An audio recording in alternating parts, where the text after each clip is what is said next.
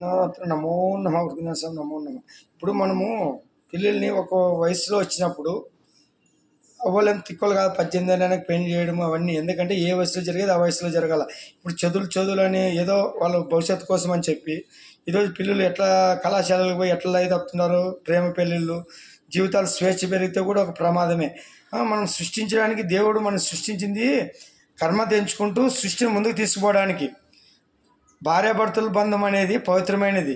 ఈ బంధాన్ని ఎట్లా తీసుకుంటాం, ఉద్యోగాల్లో దాంట్లో పడి యుగోలు పెరిగి భార్యాభర్త మధ్య గొడవలు, పిల్లలు క్రమశిక్షణ నేర్పించలేకుండా ఉండడము, ఇవన్నీ జరుగుతున్నాయి. ఎవరు చేసే పని వాళ్ళు చేయాలి. సరస్వతమ్మ, పార్వతీదేవి, లక్ష్మీదేవి ఎందుకు అట్లా శాంతిలో ఉంటారు? ఏం వాళ్ళు చేయలేరా? వాళ్ళు సృష్టించలేరా? పార్వతమ్మ, లక్ష్మీదేవి ఏమి రాజ్యాన్ని వెళ్ళలేదా? సరస్వతమ్మ విజ్ఞానాన్ని పంచి వెలగలేదా? కానీ వాళ్ళు ఎందుకు చూపించినారు? ఎవరు చేసే పనులు వాళ్ళు చేయాలి. పురుషులు చేసే పని పురుషులు చేయాలా, స్త్రీలు చేసే పని స్త్రీలు చేయాలా.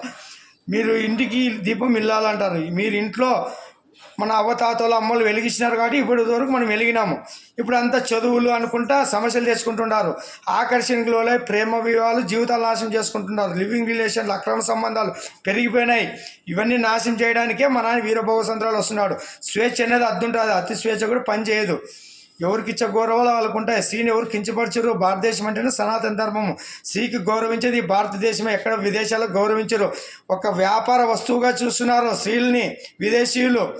ఆట బొమ్మలాగా మన దేశంలోనే గౌరవించి వాళ్ళ పాదాలు మొక్కి తల్లిగా, చెల్లిగా, అక్కగా చూస్తున్నాం. అందుకే మన భారతదేశం వెలుగుతుంది.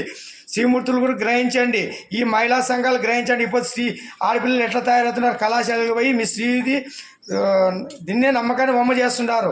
శ్రీమూర్తులు ఎట్లా తయారవుతున్నారు, స్వేచ్ఛకి పోయి ఎట్లా అవుతున్నారు చూసాం. అందుకే ఇవన్నీ అనిసి దారిలో పెట్టడానికి వీరభోగ వసంతరాలు భద్రకాళి మాత రూపంలో వచ్చి దుష్ట శిక్షణ శిష్టరక్షణ చేసి వెలిగించడానికి వీరభోగ వసంతరాలు రుకుందేన స్వామి వస్తున్నాడు. జై భద్రకాళి మాత నమో నమః. హరి ఓం.